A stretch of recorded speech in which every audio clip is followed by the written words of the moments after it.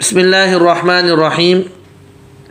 ایک بھائی سوال پوچھتے ہیں کہ ایک شخص عمرے کرنے گیا اور عمرہ کرنے کے بعد اس نے بال نہیں کٹائے تو آیا اس کے عمرے کا کیا حکم ہے؟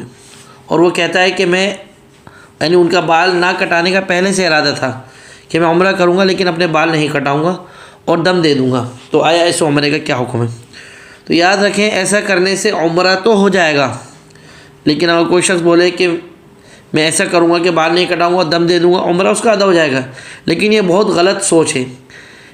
بال نہ کٹانا، اس کی جگہ دم دینا، یہ ایک فدیہ ہے، یہ ایک جو ہے یعنی اللہ کی طرف سے یہ بھول چوک ہو جائے یا کوئی مجبوری ہو کسی شخص کی، اس کے لیے یہ حکم ہے کہ وہ بال نہ کٹائے تو آپ دم دے دیں۔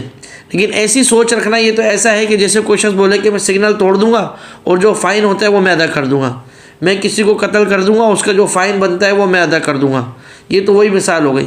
بلکہ نہیں، ایسا عمرہ کرنے کا فائدہ ہی نہیں۔ یا کوئی شخص بولے کہ میں نماز تو پڑھوں گا لیکن اتحیات نہیں پڑھوں گا، تشہد نہیں پڑھوں گا، آیا اس کے نماز کے کیا ہو؟ تو نماز ہو جائے گی لیکن ایسی نماز کے کیا فائدہ؟ یہ تو ایک محبت کا سودا ہے، یا اللہ کی بارگاہ میں جو حاضر ہونا ہے، تو بالوں کی کیا قیمت ہے؟ جب اللہ کا حکم آ گیا اس کو کٹانے کا تو اس کو کٹانا چاہیے۔